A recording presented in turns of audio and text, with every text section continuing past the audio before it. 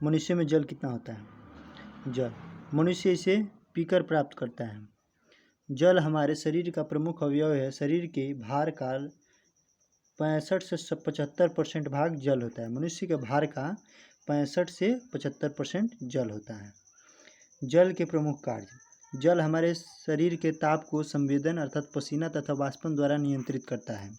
शरीर के अपशिष्ट पदार्थों के उत्सर्जन का महत्वपूर्ण माध्यम है।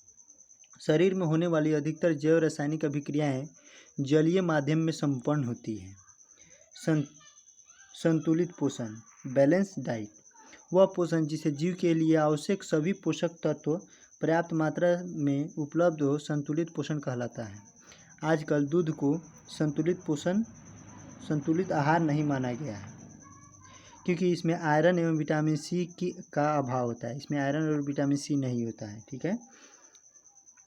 नोट: खाद्य पदार्थों को सुरक्षित रखने के लिए सोडियम बेंजोएट का प्रयोग किया जाता है। खाद्य पदार्थों को सुरक्षित रखने के लिए किसका प्रयोग किया जाता है? सोडियम बेंजोएट का। संतुलित पोषण संतुलित आहार से प्राप्त होता है, जो नीचे तालिका में दी गई। तो चलिए देखते हैं वो कौन से संतुलित आहार है। गेहूँ खाद्य पदार्थ में हो गया। वयस्क पुरुष को कितना चाहिए और वयस्क महिला को कितना चाहिए, बच्चे को कितना चाहिए और बालक और बालिका को कितना चाहिए। तो चलिए देखते हैं। अन्न अर्थात गेहूं या चावल 400, मध्यम वर्ग के लिए जाएगा 520, कठोर 670, जबकि वयस्क महिलाओं के लिए 410, मध्यम में 440, 575 और बच्चे में हो जाएगा 1 से 3 साल के लिए 175 और 270 के बीच में। ठीक है, 270। फिर बालिका में हो जाएगा जो 10 से 18 वर्ष की है का है, बालक के लिए 420 और बालिका के लिए 380। तो यह आप देख सकते हैं इसमें किस किस की ज़रूरत पड़ेगी। जो संतुलित आहार है इसमें पड़ेगी गेहूँ, चावल, दाल, पत्तीदार सब्जियाँ जो अन्य भी होती हैं, दूध, कंदमूल, गुड़ या शक्कर, वसा व तेल। मानव शरीर के कैलोरी संबंध आवश्यकताएं निम्न हैं। ठीक है।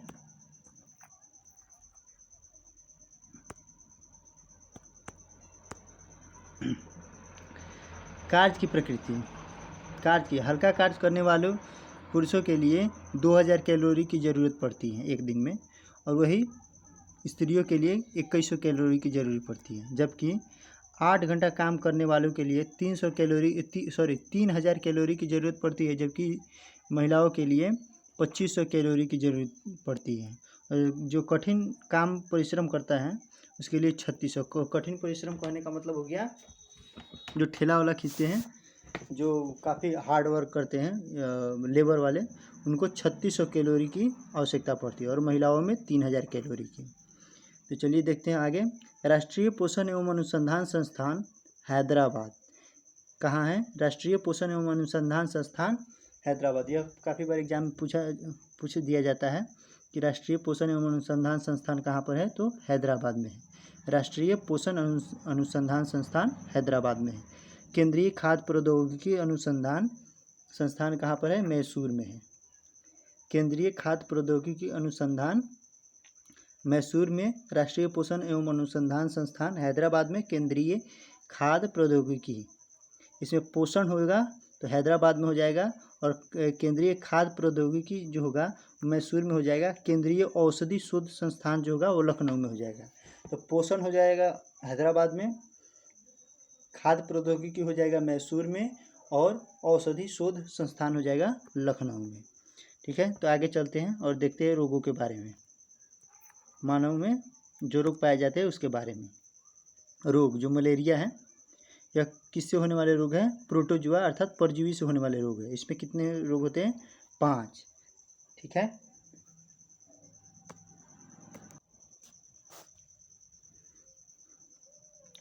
परजीवी से होने वाले रोगों का जो ट्रिक है, पे काम सोप। प से हो जाएगा पायरिया, प से हो जाएगा पायरिया, का से हो जाएगा कौन सा? कालाजार, म से हो जाएगा मलेरिया, स से हो जाएगा सोने की बीमारी, और प से हो जाएगा पेचिस। ठीक है, पे काम सोप, इसको इस पर इस तरह से कर लीजिएगा। पर जो इसको भी ऐड कर लेंगे परजीवी को, पर पे काम सोप, पर पे काम सोप। ठीक है, पर से परजीवी हो जाएगा, आप पे से पेचिस, क से कालाजार, म से हो जाएगा कौन सा मलेरिया, सौ से सोने की बीमारी, सो से, और प से हो जाएगा क्या पायरिया। क्या हो जाएगा पायरिया। फिर एक बार देख लेते हैं। पर पे काम सोप, प से हो जाएगा, पर से हो जाएगा परजीवी अर्थात प्रोटोजुआ। पर पे काम सोप, पर पे काम सोप, 4 बार 5 बोलिएगा तो हो जाएगा पर पे काम सोप। प से परजीवी, प से पेचिस, क से हो जाएगा कालाजार, म से मलेरिया, सो से सो से हो जाएगा सोने की बीमारी, और प से हो जाएगा पायरिया। तो प्रभावित अंग देख लेते हैं इससे कौन से प्रभावित अंग होते हैं। तो म से हो जाएगा, सॉरी मलेरिया का हो जाएगा क्या तिली एवं आरबीसी। ठीक है, इसमें प्लाज्मोडियम होता है परजीवी, और वाहक जो होता है इसका मादा एनोफिलीज मक्खी जो होता है मच्छर, वह इसका वाहक होता है। और लक्षण ठंड के साथ इसमें बुखार लगता है।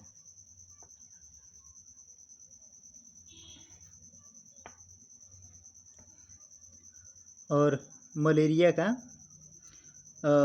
हो चुका है, पायरिया में मसूडो में होता है। इससे प्रभावित जो परजीवी होता है वह एंट अमीबा जिंजेवेलिस होता है। एंट अमीबा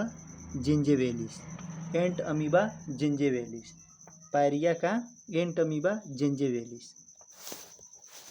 पायरिया किसका वाहक होता है, किसके कारण होता है, एंट अमीबा जिंजेवेलिस के कारण होता है।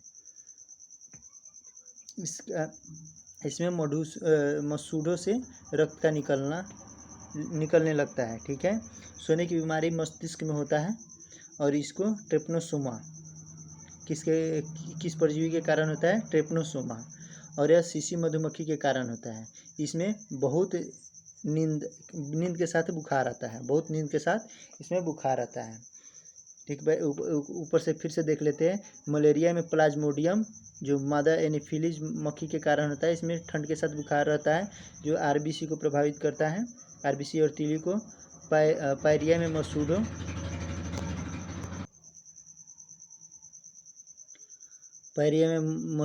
मसूड़ा जो है प्रभावित रहता है। एंट अमीबा, इससे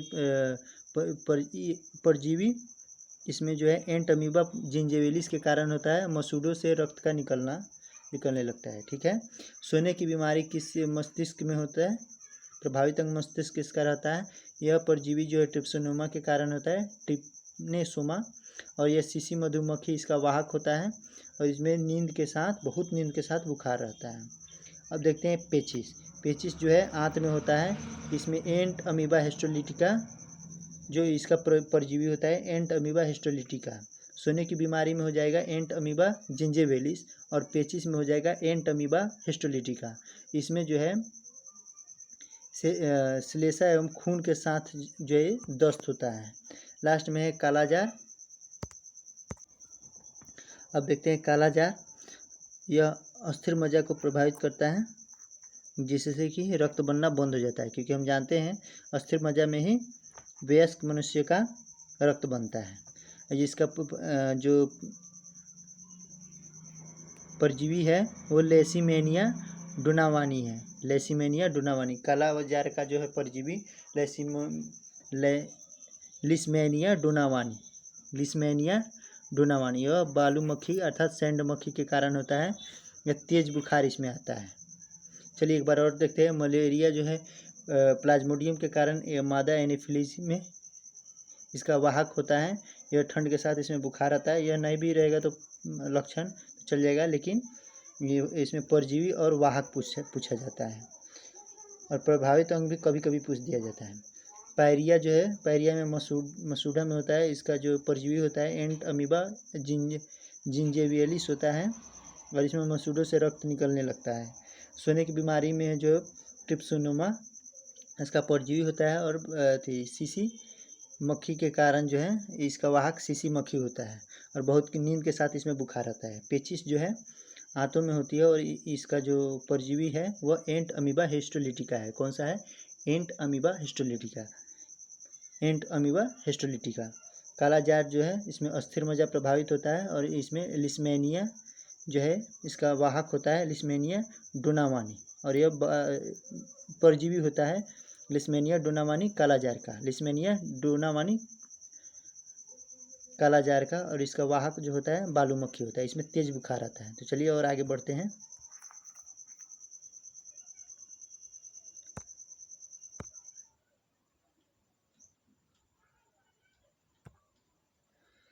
मैकुलचे ने 1827 ईस्वी में सर्वप्रथम मलेरिया शब्द का प्रयोग किया था। किसने? मैकुलाच ने। किसने? मैकुलाच ने 1827 ईस्वी में सर्वप्रथम मलेरिया शब्द का प्रयोग किया था। मलेरिया रोग की पुष्टि रक्त की बूंद तथा पीएफ मामलों के लिए आरडी किट सूक्ष्मदर्शी जांच द्वारा की जाती है।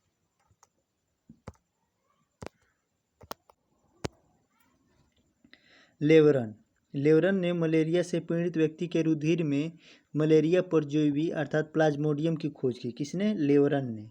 लेवरन ने किसकी खोज की? प्लाज्मोडियम, जो मलेरिया के परजीवी है। इसकी खोज किसने की थी और कब की थी? 1880 में लेवरन ने प्लाज्मोडियम की खोज की थी मलेरिया से पीड़ित व्यक्ति के ब्लड में। तो चलिए अब रोनाल्ड रॉस जो है, रोनाल्ड रॉस ने मलेरिया परजीवी द्वारा मलेरिया होने की पुष्टि की तथा बताया कि मच्छर इसका वाहक है। कौन सा बताया?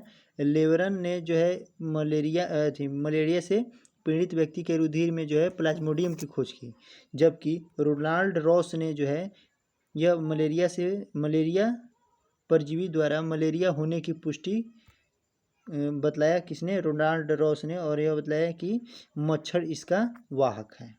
तो चलिए अब देखते हैं बैक्टीरिया द्वारा होने वाला रोग के बारे में। आइए देखते हैं जीवाणु अर्थात बैक्टीरिया द्वारा होने वाला रोग। इसका ट्रिक है डिप्सिटी का कुटनी है। जीवाणु में जो है इसमें जीवाणु जो है जी इसमें ऐड कर देंगे तो जी डिप्सिटी का कुटनी है। जी डिप्सिटी का कुटनी है। जी क्या बोलेंगे? डिप्सिटी का कुटनी है जी। जी स्टार्टिंग में कर देंगे जी डिप्सिटी का कुटनी है। जी डिप्सिटी का कुटनी है। कौन है? जी डिप्सिटी का कुटनी है। जी है वो जीवाणु को इंडिकेट करेगा।